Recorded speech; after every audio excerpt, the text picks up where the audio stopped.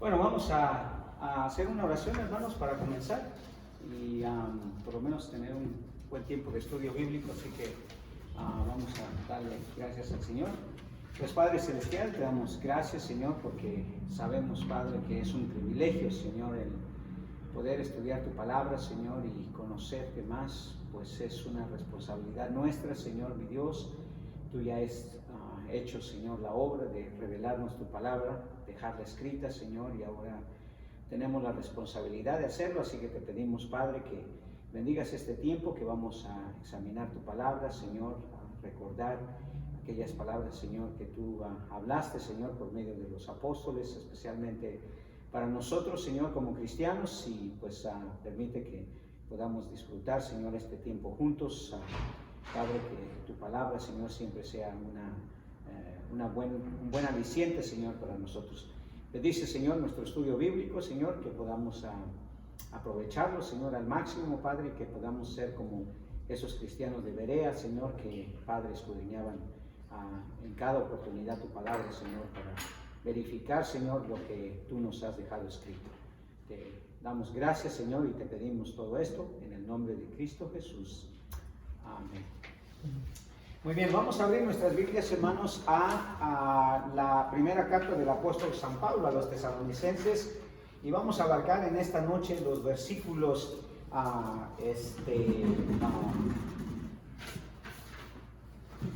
12, los versículos 12 hasta el versículo 13. Creo que vamos a iniciar solamente con esos dos versículos, porque allí Pablo comienza con una nueva sección en este recorrido que estamos haciendo de su carta, que titulamos La Segunda Venida de Cristo, porque, como dijimos, es una carta que enfatiza de alguna manera este tema de la segunda venida de Cristo, aunque el propósito principal, dijimos, de Pablo es instruir a los creyentes a vivir una vida, por supuesto, de acuerdo a la expectativa de que el Señor viene. Tal como el Señor lo indicó, debemos de estar preparados. En el versículo 12, como en cada nueva sección de su carta, usted sabe que Pablo normalmente cuando empieza una nueva sección, al menos es lo que vimos en primera los tesalonicenses y segunda los tesalonicenses, se refiere a los hermanos. Y esta sección no es la excepción. En el versículo 12, precisamente así Pablo dice, ¿verdad? Os rogamos, hermanos. Y es un siempre tono cálido, cariñoso, que Pablo usa constantemente para recalcar que su epístola es más que nada pastoral, amorosa, cariñosa. Es la preocupación de Pablo por la iglesia de Tesalónica. Y si recordamos que su intención principal siempre fue más pastoral que escatológica en su carta, aunque dijimos, ya hemos visto varios detalles acerca de que el tema de la segunda venida de Cristo es algo que estaba en la mente de Pablo constantemente cuando escribe esta carta y otras más, pero especialmente en esta, donde vivimos que en varias ocasiones Pablo hace referencia a la venida del Señor, aunque da muy pocos detalles. De hecho, son dos pasajes centrales que Pablo habla sobre la venida del Señor. De todas maneras son muy relevantes porque exploran mucho acerca de la venida del Señor. Entonces, en esta nueva sección ya vimos que Pablo trata otra vez el asunto de la instrucción. Cuando vemos allí lo que Pablo quiere lograr en su carta, siempre vemos que la intención es exhortar, instruir a los hermanos para que ellos hagan bien en su vida espiritual. Ahora, en esta nueva sección, Pablo desea que el crecimiento de la iglesia de Tesalónica siga en progreso. En el capítulo anterior vimos que ese es el deseo de Pablo siempre, que la iglesia o que el cristiano siempre siga progresando, que nosotros como cristianos, nuestra vida cristiana sea en progreso, ¿verdad?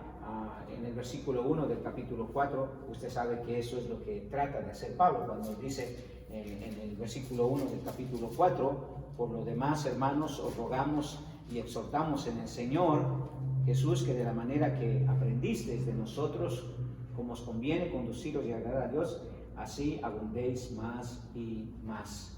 Entonces Pablo deseaba que los creyentes no solo tuvieran un avance en su vida cristiana a la expectativa de la venida del Señor, sino que también funcionaran como una iglesia efectiva, como una iglesia productiva. Y entonces, obviamente, el propósito de él es de exhortarlos a vivir una vida práctica como creyentes, porque eso es la vida cristiana, es algo práctico. Entonces, en los versículos 12 y 13 empieza Pablo una serie de exhortaciones que comienzan ahí en el versículo 12 y 13, y tiene que ver con la función de los líderes como la de los creyentes. Si usted ve esos dos versículos, pareciera que podemos dividirlo en dos partes, una que se refiere a los líderes y otra que se refiere a los creyentes. Dice: os rogamos, hermanos, que reconozcáis a los que trabajan entre vosotros y os presiden el Señor y os amonestan. Esa es la parte de los líderes. Pero en el versículo 13 y parte del versículo 12 dice: y que los tengáis en mucha estima y amor por causa de su obra, tened paz entre vosotros. Entonces, lo que básicamente Pablo hace en estos dos versículos es, de alguna manera, describir las responsabilidades del liderazgo y de la congregación. Y es muy simple, ¿verdad? La responsabilidad del líder es dirigir, la responsabilidad de la congregación es seguir. Entonces, básicamente, la función de una iglesia se basa en esos dos aspectos: la función del líder o la responsabilidad del líder, pero también las responsabilidades de la congregación. Y en esos dos versículos eso es lo que Pablo hace. Ahora, dado que la enseñanza más importante de Pablo en esta carta tiene que ver con la venida del Señor, la iglesia tiene un lugar prominente en los planes del Señor en su venida. Así que Pablo ve la urgencia de exhortar a los creyentes a una relación entre pastor y ovejas, tal como lo describe el Señor Jesucristo en su relación con nosotros. Él es el buen pastor, nosotros somos las ovejas. Y el funcionamiento de la vida espiritual tiene que ver con quién nos dirige y cómo nosotros estamos dispuestos a seguir al pastor. Entonces, eso es lo que pretende Pablo. Pretende que los creyentes sepan cómo lidiar con la responsabilidad hacia los líderes y los líderes hacia la congregación. Y uno sabe que tanto los líderes como los seguidores deben de estar en una muy buena relación para que la iglesia esté preparada ante la venida del Señor, que eso es lo que mantiene Pablo en mente. El Señor viene, por lo tanto la iglesia debe de estar preparada para ello.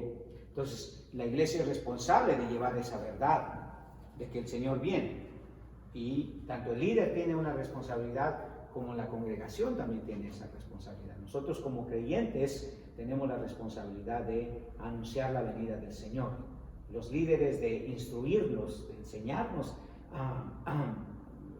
todo lo posible ante esa venida, y nosotros obviamente vivir bajo esa idea, bajo ese principio. Sabemos que Pablo le dio un lugar y una prioridad importantísimo a esto de la iglesia.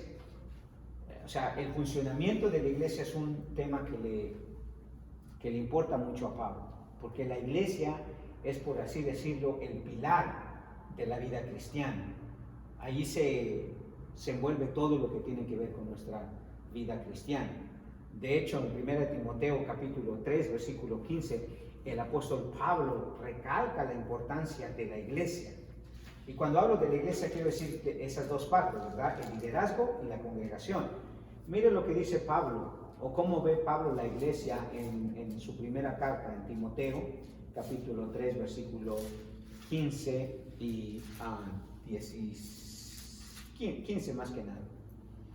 Esto es instruyendo a Timoteo acerca de la importancia que tiene, obviamente, la iglesia. Para que, citarlo, dice: sepas cómo debes conducirte en la casa de Dios, que es la iglesia del Dios viviente, que dice: columna y baluarte de la verdad. Y el Señor Jesucristo dijo que la institución que Él había dejado en esta tierra era la única institución que iba a prevalecer sobre todas las demás instituciones. Recuerden cuando él le preguntó a los discípulos, ¿quién dice que soy yo? Pedro le dijo quién era realmente el Señor Jesucristo por revelación del Señor, y le dijo él sobre el valor y la importancia que la iglesia iba a tener y que iba a ser la única institución que se iba a mantener firme en cuanto a, obviamente, la proclamación de la verdad de Dios. Les dijo el Señor, ¿verdad?, sobre la iglesia, tú eres Pedro, y sobre esta roca edificaré mi iglesia, y las puertas del Hades, dice, no prevalecerán contra ella. Entonces, la iglesia es la única institución que Jesús instituyó para que sea la que proclame y advierta que su venida. A ninguna otra institución le dio ese lugar o ese privilegio, solamente la iglesia. Pero la iglesia no puede funcionar adecuadamente si el liderazgo no está cumpliendo con su responsabilidad y la congregación tampoco lo está haciendo. Entonces, Pablo dirige una serie de exhortaciones para que ello sea una realidad, y comienza con los líderes y los creyentes. Y si usted observa, Pablo hace 3 exhortaciones a los líderes y 3 exhortaciones a los creyentes. Cuando vemos allí el versículo 12 y 13, ya sabemos que su referencia es hacia los hermanos, a los que componen la iglesia, tanto líderes como congregación. Entonces, le da 3 exhortaciones a los líderes y 3 exhortaciones a los creyentes. Dice Pablo, os rogamos, hermanos, que reconozcáis a los que trabajan entre vosotros y os presiden en el Señor y os amonestan. Ahí Pablo empieza con las responsabilidades de los líderes de la iglesia. Se dirige primero a los líderes, no porque son más importantes, sino solamente los pone en orden de funcionamiento, ¿verdad? Y Pablo comienza esta exhortación no viéndose como un líder autoritario, sino como un pastor amoroso. Se dirige a ellos de forma paciente y cariñosa. Os rogamos. Es un ruego, es una súplica que Pablo hace, ¿verdad?, a los creyentes. No quiere ser autoritario Pablo. Como líder es lo que menos Pablo quería ser, alguien que fuera como un tirano, ¿verdad?, o como un autoritario, sino al contrario, los dice con cariño. Ahora, es bueno entender, hermanos, en el Nuevo Testamento hay 4 términos para identificar y describir a los líderes eclesiales.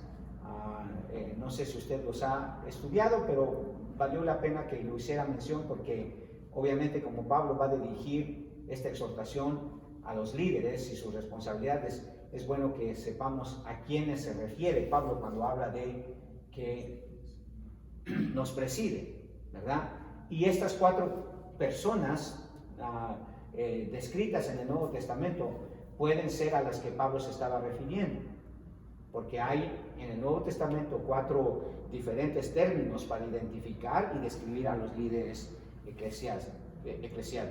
El primero está el término conocido como anciano, es de donde viene del griego presbúteros, con la cual se caracteriza a los líderes sabios y maduros espiritualmente. Eso es lo que vemos en Hechos capítulo 5, versículo 12, capítulo 20, versículo 17, y 1 Timoteo 5, 17, 19 y Tito 1, 5. Todos esos versículos hablan sobre los ancianos, ¿verdad?, que son más bien caracterizados por su liderazgo en cuanto a sabiduría y madurez espiritual. Entonces, cuando Pablo dice, os rogamos, hermanos, que reconozcáis a los que os presiden, posiblemente Pablo se estaba refiriendo a esto, a los ancianos, aunque no menciona en 1 Tesalonicenses a ancianos, pero puede ser que eran ancianos los que estaban presidiendo o dirigiendo a los tesalonicenses. En segundo está la palabra obispo, que es la palabra de donde nos viene del griego episkopos, que describe la supervisión y la autoridad del líder espiritual. Lo mismo vemos en Hechos 20, 28, Filemón 1:1, 1 Timoteo 3:1 y 2 y Tito 1:7. Ahí encontramos ese segundo término para identificar y describir a los líderes de la iglesia: anciano, obispo. El tercero es el término conocido como pastor o poimen, que enfatiza la responsabilidad del líder para alimentar y proteger al rebaño, que es uno de los términos que más se utiliza para referirse a los que presiden la iglesia, a los que dirigen, a los que están al frente de la iglesia, y lo podemos ver en Efesios 4:11, Mateo 9:36 y Marcos 6:34, como el mismo Señor Jesucristo se describió, ¿verdad?, como el pastor, que es, como dije yo, quizá el término más común que se usa para los que dirigen a la iglesia. Y cuarto, el término líder o hegemón, que indica que el líder eclesial debe ser capaz de proveer discernimiento y guía espiritual de su rebaño, que es la palabra que se utiliza en Hebreos 13:7, en el versículo 17 y en el versículo 24. Entonces, esos cuatro términos posiblemente es a los que se refirió Pablo, o cualquiera de esos, perdón, a los que se refirió Pablo cuando dice que a los que os presiden. Puede estar hablando de ancianos, de obispos, de pastores o inclusive de líderes. Y puede ser que una iglesia tenga a los cuatro juntos, ¿verdad? Que es un grupo de hombres que están dirigiendo la iglesia, que están presidiendo la iglesia del Señor. Y como dije, no se sabe con exactitud a qué tipo de líder se refiere Pablo en esta carta. Solo se refiere como que os presiden en el Señor. Y como dije, ya sea que fueran pastores, obispos, líderes o ancianos, Pablo no menciona ninguna de las dos, en las dos cartas, a los ancianos, obispos, pastores o líderes.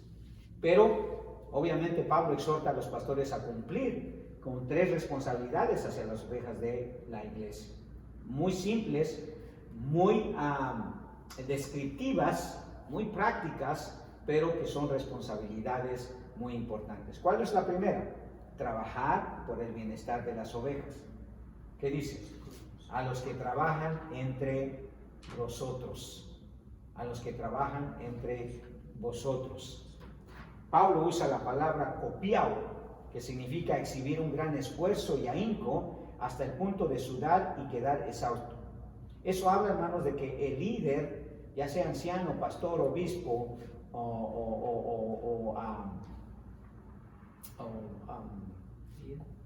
o pastor, tiene la responsabilidad, hermanos, de hacer un trabajo que requiere esfuerzo. El trabajo pastoral eso es, hermano, un trabajo, aunque mucha gente no lo dice. A veces la gente dice, ¿y usted en qué trabaja? Soy pastor. Sí, pero ¿en qué trabaja? Como aludiendo que el trabajo de pastor no es trabajo. Pero Pablo lo usa ahí en la palabra, dice que los que presiden tienen que trabajar para el bienestar espiritual de los creyentes. Y la palabra implica que es un trabajo exhausto, un trabajo que requiere mucho esfuerzo, mucho ahínco. Yo he descubierto que más que nada es también un trabajo emocional e intelectual, que hay que pensar, que hay que meditar, que hay que analizar, que hay que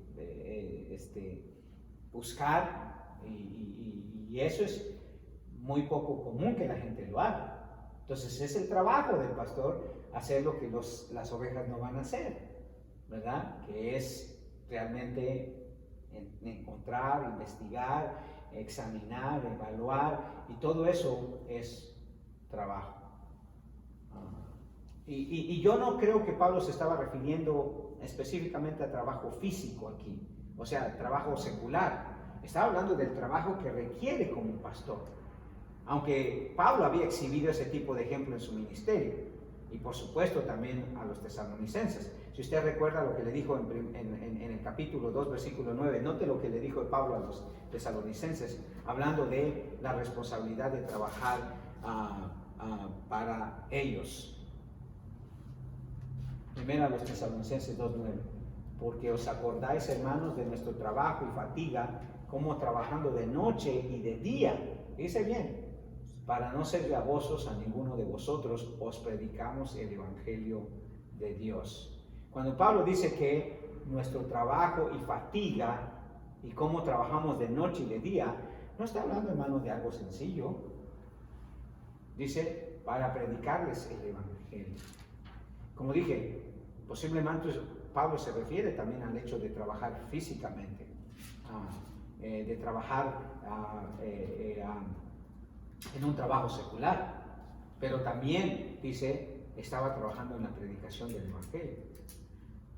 Entonces el trabajo pastoral, hermano, debe ser tanto físico como intelectual, especialmente en la mayoría de los pastores.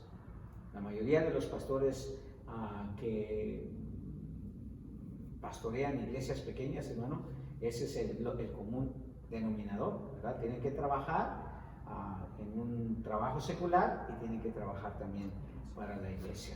Y es un trabajo donde se requiere, como dice Pablo, fatiga, hay que trabajar de noche y hay que trabajar de día, por así decirlo, de noche a lo mejor estudiando, meditando, orando, y de día pues hay que darle al trabajo secular. Entonces, por eso digo, el trabajo pastoral debe de ser tanto físico como intelectual. Y el trabajo del pastor debe ser agotador, porque eso es lo que requiere el ministerio pastoral. Pablo le recordó también su trabajo a los efesios. Cuando él se despidió de la iglesia de Éfeso, que es la iglesia donde más trabajó Pablo, donde más tiempo estuvo Pablo, quizá, les recuerda también que allí estuvo, no de flojo, hermano. Allí estuvo trabajando. En Hechos capítulo 20, versículo 31 al 34, el apóstol Pablo les dice eso, ¿verdad? En el versículo 31 Pablo empieza a describir el trabajo que él había tenido como pastor, y note lo que dice. Por tanto, dice Pablo en Hechos 20:31, por tanto, velad, acordándoos que por 3 años, de noche y de día, no he cesado de amonestar con lágrimas a cada uno. Ese es el trabajo pastoral. Dice de noche y de día, otra vez, o sea, algo constante, hermanos, algo que él estaba constante. Dice, ahora, hermanos, os encomiendo a Dios y a la palabra de su gracia, que tiene poder para edificaros y daros herencia con todos los santificados. Ni plata, ni oro, ni vestido de nadie he codiciado. Antes vosotros sabéis que para los que me han sido necesario a mí y a los que están conmigo, estas manos me han servido. En todo os he enseñado que trabajando así, refiriéndose al trabajo posiblemente laboral, al trabajo secular, pero también al trabajo ministerial, se debe ayudar a los necesitados y recordar las palabras del Señor Jesús, que dijo que más bienaventurado es dar que recibir. El trabajo exigente y arduo debe ser lo que caracteriza a los líderes que cuidan de la iglesia, hermanos. Y uno como líder, quizá usted no es pastor, pero es un líder, porque así lo describe el Nuevo Testamento a usted, ¿verdad? Y a mí. Es trabajo, hermano. Ustedes ahora que han tenido la oportunidad de predicar y de enseñar, se dan cuenta que siempre tiene su trabajo. Como decía, en verdad tiene su chiste el preparar algo y enseñarlo y realmente tener la responsabilidad que lo que vamos a enseñar es algo que es consistente con la verdad de la palabra de Dios. Eso es lo más quizá exigente. Entonces, Pablo fue un ejemplo de un líder responsable, hermanos, de trabajar arduamente. En su testimonio había un trabajo constante, un trabajo arduo. Y por eso Pablo dice, la responsabilidad del líder es estar trabajando por el bienestar de la iglesia, por el bienestar espiritual, porque así es. La segunda responsabilidad que Pablo exhorta a los pastores es a ejercer la autoridad adecuada hacia las ovejas. Dice, a los que trabajan, dice, y os presiden en el Señor. Esa palabra de presidir tiene el tono de autoridad. La palabra presidir viene de protesmí, que significa literalmente pararse ante, y conlleva la noción de presidir, liderar o dirigir con autoridad. Es un término hasta cierto punto de autoridad. La palabra presidir, el que tiene control y autoridad. Es como cuando alguien preside una sesión en el Congreso. Él tiene la autoridad. El líder del Congreso, el presidente del Congreso, es el que preside. Cada vez que tenemos una reunión aquí, nosotros presidimos, o sea, tenemos la autoridad de llevar el programa de la iglesia. Protesmí significa literalmente pararse ante y conlleva la noción de presidir con autoridad. Pablo usó esa palabra 4 veces para instruir a Timoteo sobre el carácter y deberes de los ancianos de la iglesia. La misma palabra, protesmí, solo de diferente manera. Note lo que dice, por ejemplo, en 1 Timoteo 3:5, cuando describe las cualidades de un anciano, que es otro de los términos que se usa para los líderes eclesiales, ¿verdad? ¿Se acuerdan? ¿Qué dice el versículo 4? 1 Timoteo 3:4.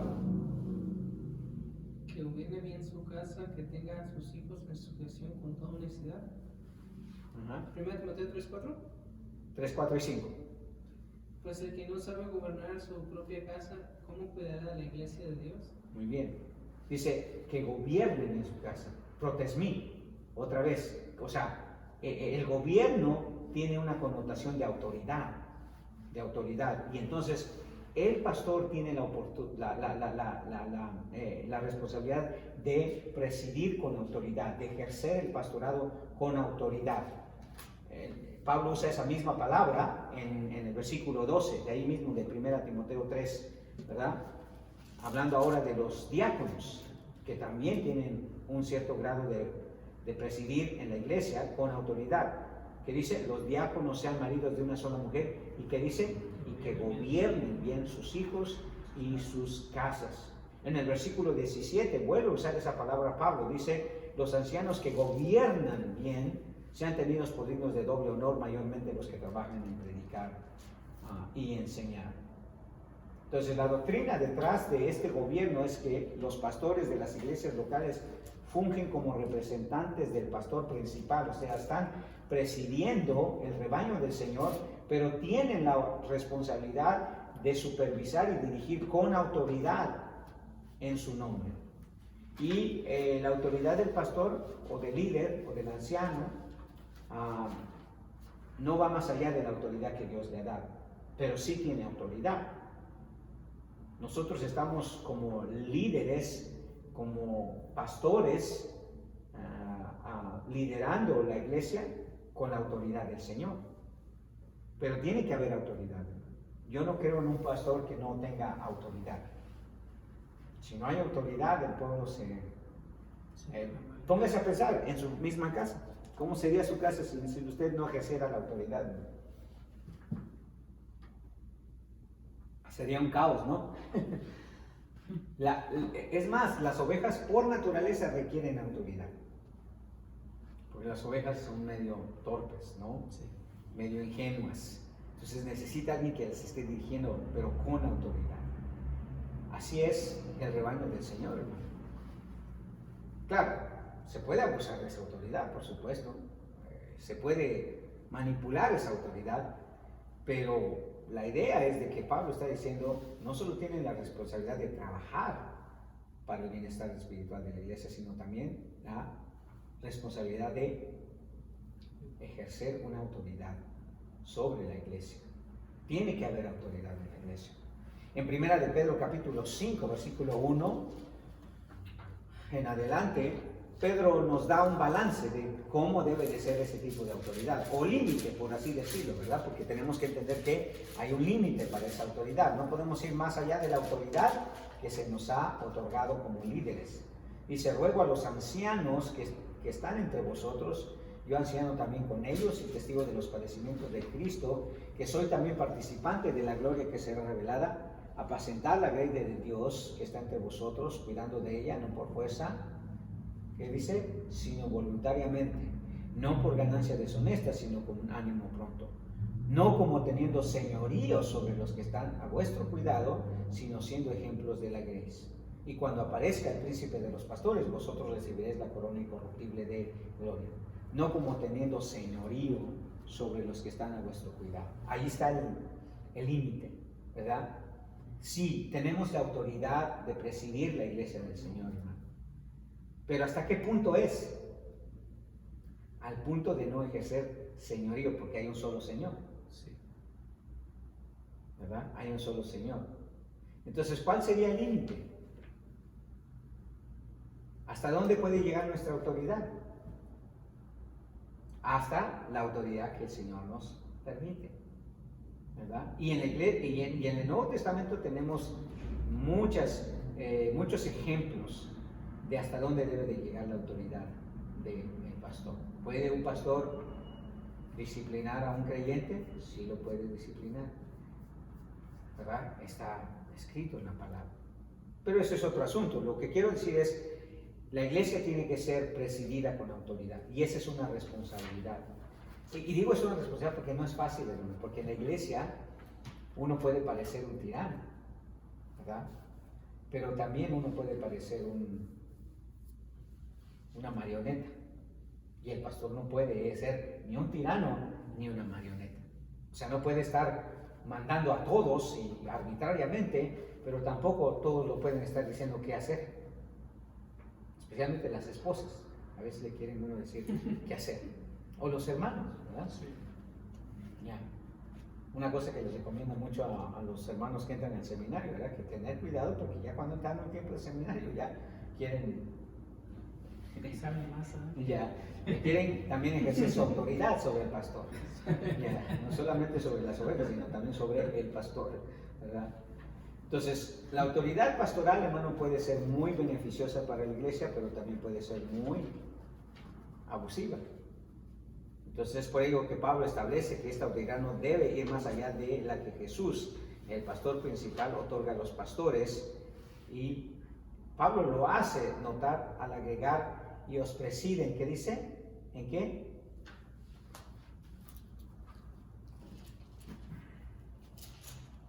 Y os presiden. O sea, dice que lo hagan con autoridad, pero ¿autoridad de quién? En el Señor. Del Señor o en el Señor. Que os presiden en el Señor. Que los verdaderos pastores no se nombran a sí mismos, hermanos. No tienen su autoridad por sí mismos. No provienen con autoridad de ellos mismos. Son obreros del Señor, no para que sea señorío, sino para humildemente dirigir a la iglesia del Señor. Pero hay que tener mucha seguridad hasta dónde debe llegar su autoridad para que usted no la abuse.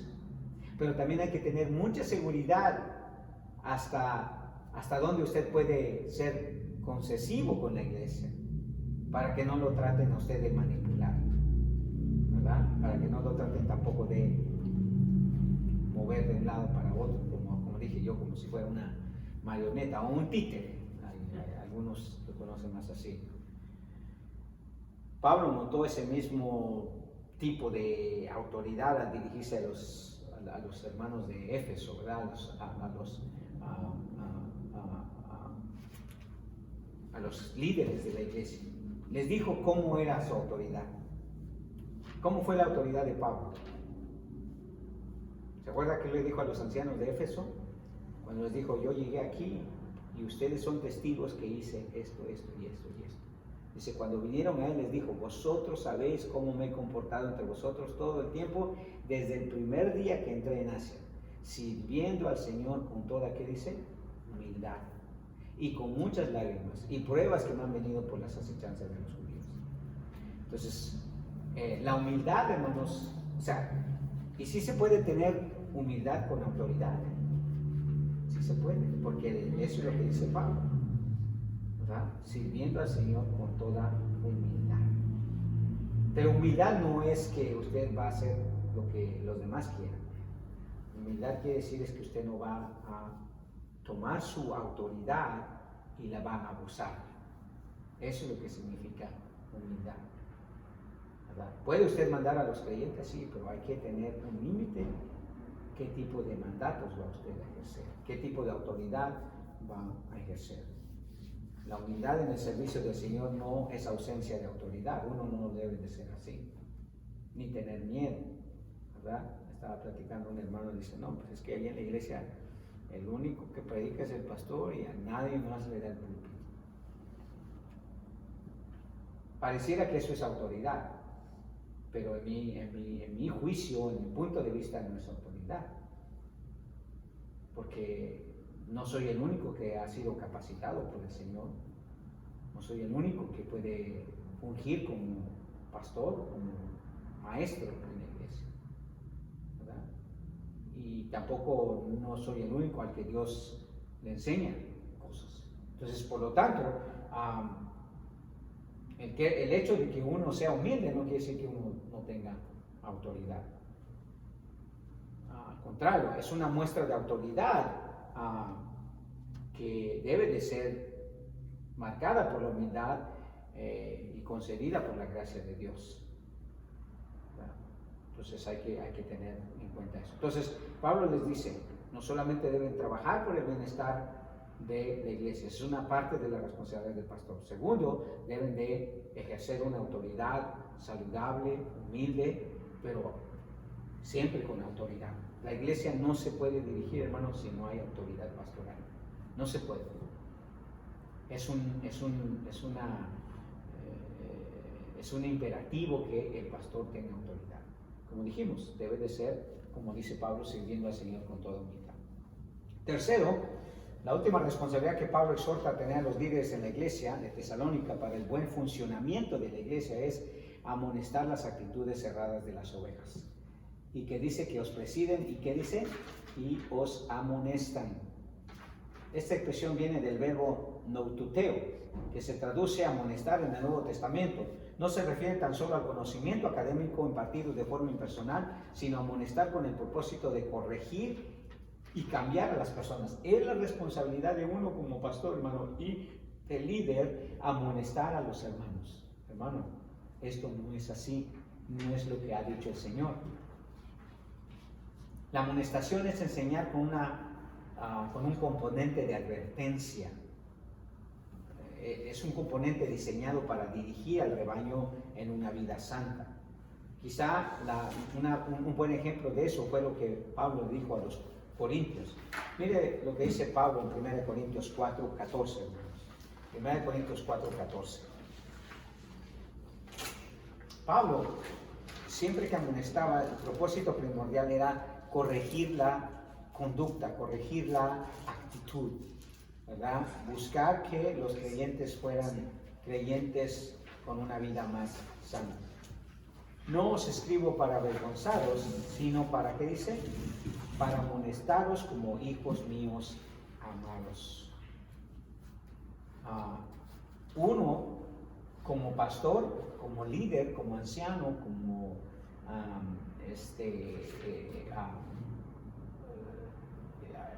obispo, tiene la responsabilidad de amonestar a los creyentes. Tampoco, no se puede tener, hermanos, una iglesia funcionando bien si no hay amonestación. En el seminario yo enseño que un elemento importante dentro del ministerio es que uno tenga un ministerio confrontativo. Quiero decir que uno tenga que confrontar a la gente con las diferentes situaciones, especialmente cuando hay pecado, especialmente cuando hay rebeldía, especialmente cuando hay error, ¿verdad?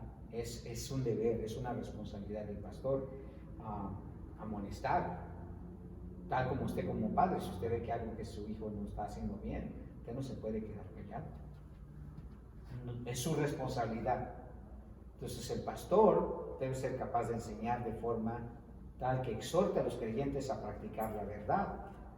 Y cuando sea necesario, por supuesto, urgir a quienes se oponen a la verdad y dejar su error y aceptar la verdad. Porque es un deber.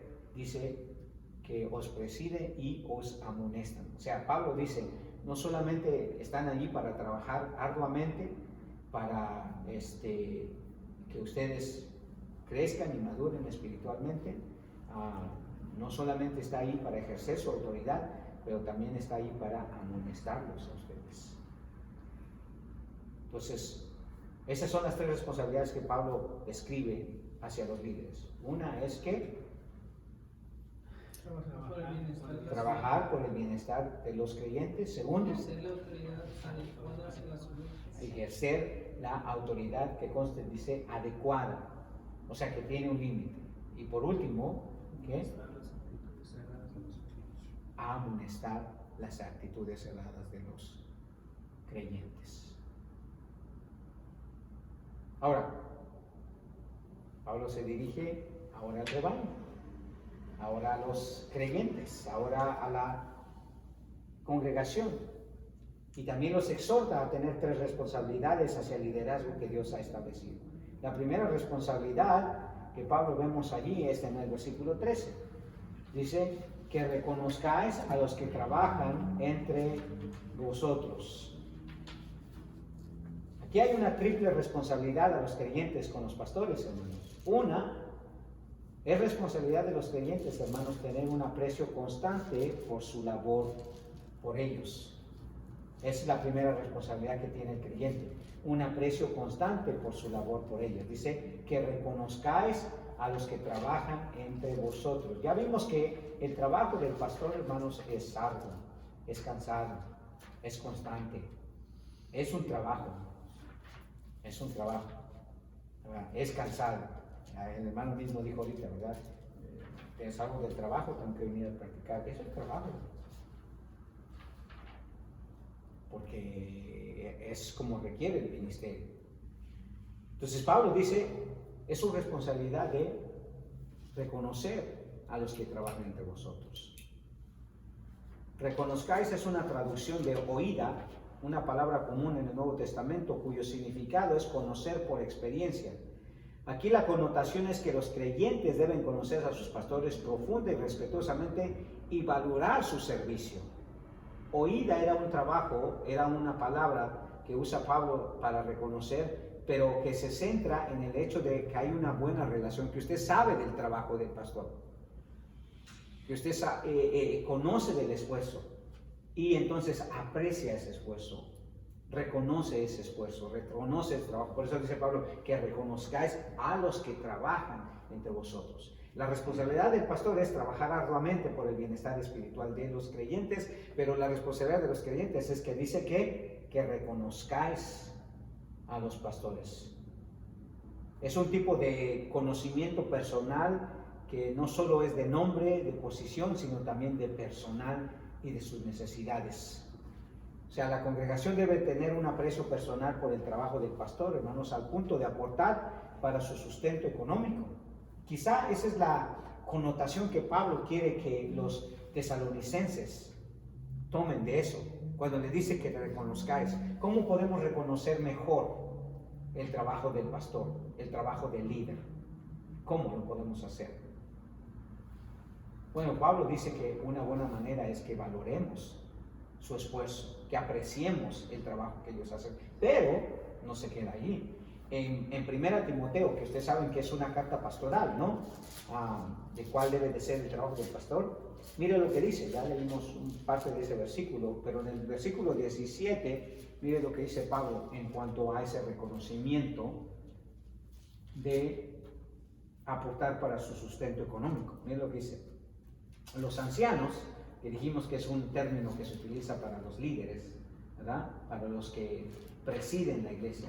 Los ancianos que gobiernan bien su casa sean tenidos por dignos de doble honor, mayormente los que trabajan en predicar y enseñar.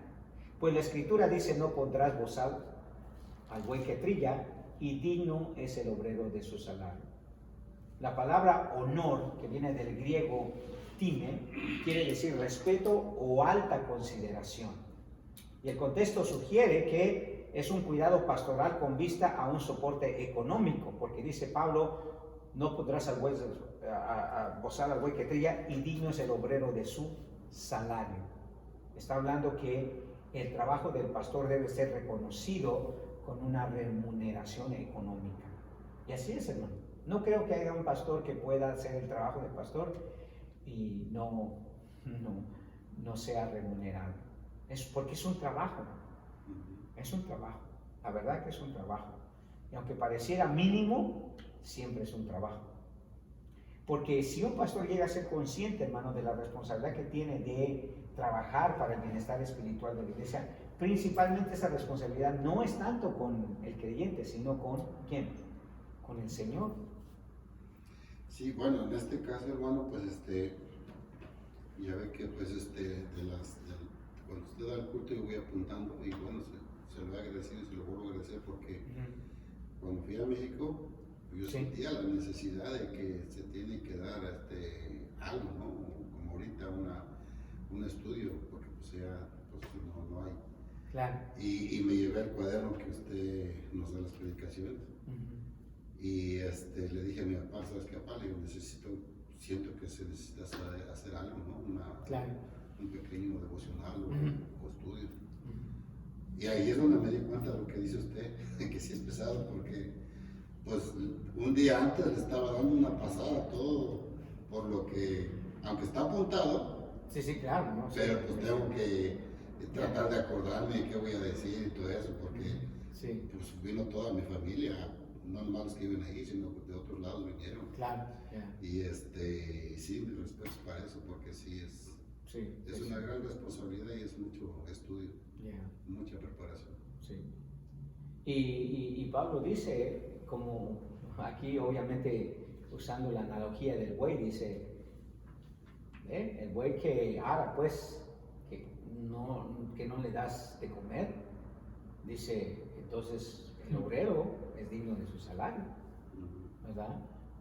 Y entonces, esa es parte de la responsabilidad, un reconocimiento no solamente valorando su trabajo, su esfuerzo, su educación, pero sobre todo un reconocimiento monetario, económico, porque eso es lo que enseñó el Señor, ¿verdad? Eso es lo que enseñó el Señor.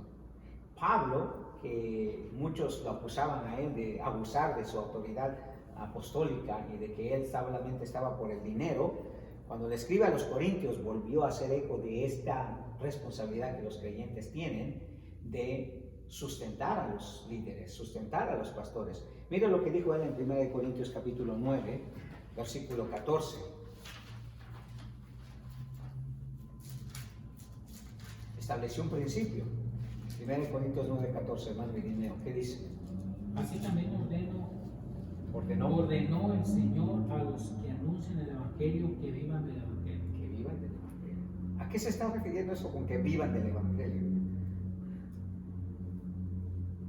¿Sabe a qué se está refiriendo?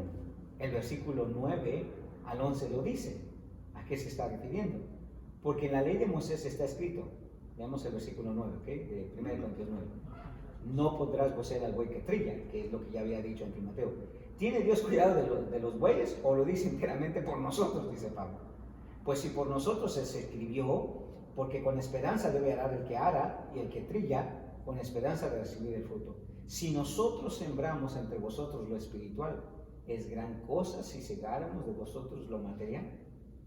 Si otros participan de este derecho sobre vosotros, ¿cuánto más nosotros? O sea, Pablo dice, porque acuérdense, 1 Corintios está en el contexto de que estaban acusando a Pablo de que él era un falso apóstol y que además abusaba de su apostolado. ¿Para qué? Para beneficiarse económicamente de los creyentes. Y dice Pablo, pero si nosotros, o sea, los alimentamos, sembramos algo espiritual en ustedes, ¿qué no es si un campesino dice ara la tierra y todo eso, no espera recibir el fruto? Pues de la misma manera, dice, en el ámbito espiritual, si nosotros sembramos entre vosotros lo espiritual, es gran cosa si segáramos de vosotros lo material.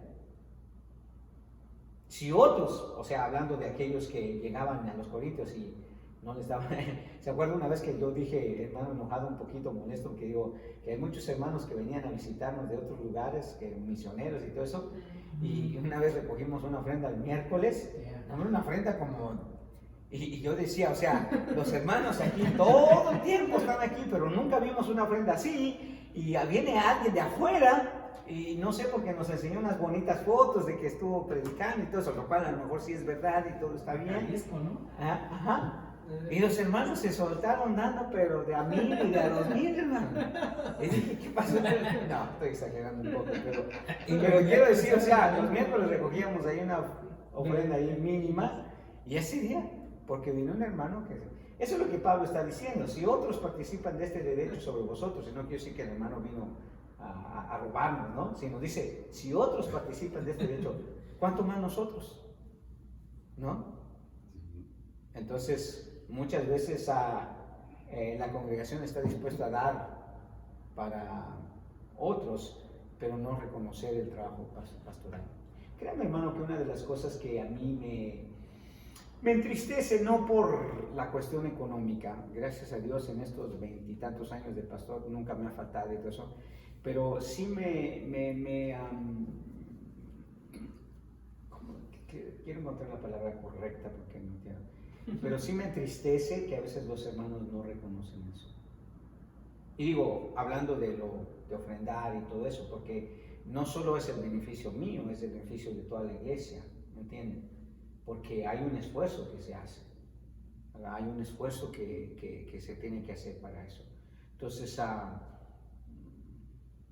los creyentes tienen que aprender a hacer eso, ¿no? A reconocer. Entonces, la exhortación de Pablo es que los tesalonicenses, hermanos, reconocieran a sus pastores.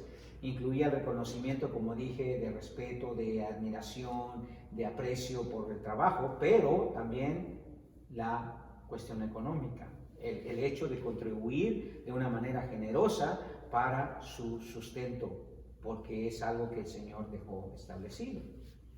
Entonces, esa es la primera responsabilidad que Pablo nos menciona, que reconozcáis, o sea, que haya un reconocimiento, una valorización, ¿verdad? Un aprecio constante por su labor hacia el ministerio. Segundo, en el versículo 13, en la primera parte, Pablo dice que también haya una estimación generosa por su labor en la obra.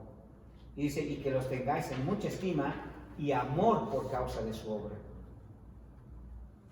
El verbo estima es obviamente similar al de aprecio, indica más que el simple conocimiento respetuoso. Esta frase es un llamado a respetar ilimitadamente a los líderes de la iglesia. Note que Pablo agrega en mucha estima, lo cual indica más allá de toda medida. O sea que no solamente basta apreciar de manera emocional, sino aquí volvemos al punto, sino de apreciar de manera económica también. Dice que los tengáis en mucha estima. Entonces Pablo aumentó esta responsabilidad aún más, diciendo a los tesalonicenses que debían tener en mucha estima y amor a sus pastores, no por su personalidad o por los favores que obtengan, sino por causa de su obra. Es una obra para el Señor. O sea, cuando usted da para la iglesia, hermano, ¿realmente a quién me está dando? A Dios, ¿verdad? Pero en cierta manera usted está contribuyendo para el beneficio de los pastores, de los líderes. Dice que se debe de tener en mucha estima por causa de la obra que hace. No es una obra suya, sino es una obra del Señor. Entonces no es tanto una estimación que solo recae en el mensajero, sino también del mensaje que trae. La obra a la que se refiere es la predicación de la palabra que alimenta el rebaño. Esa es la obra, ¿no? Ese es el trabajo. Entonces, haga de cuenta que usted está trabajando porque lo alimenten espiritualmente. Perdón, está aportando para que lo alimenten espiritualmente. Y uno diría, pero eso no debe de ser así. Cuando usted va a ver a un médico, hermano Irineo, que no tiene que pagar una consulta, ¿verdad? Y usted dirá, ¿pero por qué? Si no hizo nada por mí. Bueno, aparentemente no, pero la realidad es que sí, ¿verdad? Aparte, dejemos fuera el contexto de que estudió, se graduó, fue a la escuela y todo eso, pero digo, toda labor, hermanos, ya sea en el campo de la medicina, de la mecánica, de la construcción, o sea, hay una labor, entonces hay una gratificación, ¿verdad? El domingo llevamos a comer a Marcos y la hermana Marilyn me dice, ¿y por qué nos está invitando a comer, pastor? Digo, porque apreciamos lo que tu esposo hizo por nosotros en la casa. O sea, hizo su labor, le pagamos, pero para mí es una manera de apreciar el trabajo que él hizo. Yo sé que se esforzó, yo sé que hizo mucho trabajo, pero así es, ¿verdad? O sea, no solamente aportar, sino ir más allá. Por eso dice Pablo que los tengan en mucha estima. En mucha estima. Entonces, en este contexto, vemos que Pablo quiere que los creyentes reconozcan a los pastores. Ese es el mismo contexto que usó Pedro, ¿verdad? Cuando escribió que reconocieran amorosamente el trabajo pastoral, ministerial y pasar por alto la fragilidad. Es cierto, hermano, uno como pastor, como líder puede fallar, pero eso no debe de minimizar la estimación y el valor que uno tiene hacia ellos, sino que uno debe de seguirlos estimando, seguirlos apreciando. Es en ese contexto también que se escribió Hebreos 13:7. ¿Se acuerda que dice Hebreos 13:7, hermano Alex? No, pero Hermano Jesús. ¿Qué dice Hebreos 13:7? Y ya usted me dice, ¿a qué se está refiriendo el escritor de Hebreos cuando dice eso? ¿Qué dice? Acordaos de vuestros pastores que os hablaron la palabra de Dios, la fe de los cuales imitad considerando cuál haya sido la salida de su conversación. Cuando dice el escritor, acordaos de vuestros pastores, ¿qué piensa que está tratando de decir? Que tomemos en cuenta su trabajo, ¿no? ¿Sí? Acuérdense. El sentido es, acuérdense de todo lo que se hace, todo lo que hace, lo que enseña, lo que usted estaba diciendo. Ahí me di cuenta de todo lo que uno tiene que esforzarse y trabajar para hacer eso. Sí. De ese tipo de sentimientos está hablando el escritor de Hebreos, que dice, acordaos de vuestros pastores que os hablaron la palabra de Dios. Por eso dice Pablo que los tengan en mucha estima por causa de su obra. Cuando dice Pablo de su obra, realmente está diciendo de la obra que ellos hacen, pero que no es su obra, sino es la obra del Señor. Su obra es porque es por el Señor, no es por ellos. Entonces, es una responsabilidad. Y por último, su última responsabilidad que le da a los creyentes es tener una sumisión voluntaria a su liderazgo en la iglesia. Tener paz entre vosotros. Tener paz entre vosotros. Aquí no está hablando solamente de la paz entre hermanos, sino está hablando entre la paz de los líderes y los creyentes. Y para eso se necesita sumisión mutua. Pero más que nada aquí Pablo lo está refiriendo a los creyentes, hacia los líderes, tener paz entre vosotros. Entonces la paz de cual Pablo se refiere aquí no es la paz entre los hermanos, aunque la debe de haber, sino la buena relación que se debe tener entre los líderes y el rebaño. ¿Verdad? La paz, o sea, que no debe de haber pleitos entre el líder y la congregación, sino que haya una armonía. El funcionamiento de la iglesia está así, ¿no? ¿Verdad? Que sea una relación afectuosa, el líder cumpliendo con su responsabilidad y los creyentes también cumpliendo con su responsabilidad. Ese es el tipo de paz que Pablo está hablando aquí. Tener paz entre vosotros. Ustedes como congregación, en paz con el líder y el líder con la congregación. Porque hay congregaciones donde se hay peleas. Pero si lo aplicamos a la paz entre nosotros, pues no estamos fuera del contexto de lo que Pablo está diciendo también. Es una enseñanza que el Señor Jesucristo también dio, ¿verdad? Que tenemos que tener paz entre nosotros, armonía entre nosotros. El buen funcionamiento radica en que los líderes, cada uno cumpliendo su responsabilidad mutua, el pastor dirigiendo al rebaño y el rebaño sometiéndose humildemente, entonces la iglesia puede funcionar bien. Puede funcionar bien. Tanto los líderes como la congregación. Es en ese contexto que 20 años después el escritor de Hebreos dice, ¿verdad?, a los congregantes, obedeced a vuestros pastores y sujetaos a ellos, porque ellos velan por vuestras almas como quienes han de dar cuenta, para que lo hagan con alegría y no quejándose, porque esto no es provechoso. Entonces, la iglesia local funciona, hermanos, siempre y cuando Los líderes cumplen con su responsabilidad de dirigir al rebaño, de ejercer una autoridad correcta, de guiarlos y enseñarles la palabra de Dios, de amarlos, de instruirlos, pero también el rebaño de someterse al pastor, de reconocerlo, de apreciar su trabajo y de estar en una buena relación con ellos. Y si una iglesia logra hacer eso, hermano, pues está preparada para cuando el Señor venga. No importa lo que suceda. Amén. Entonces, esa es la exhortación de Pablo, hermanos, a que podamos como líderes cumplir con nuestra responsabilidad y a los creyentes, ellos cumplir también con su responsabilidad.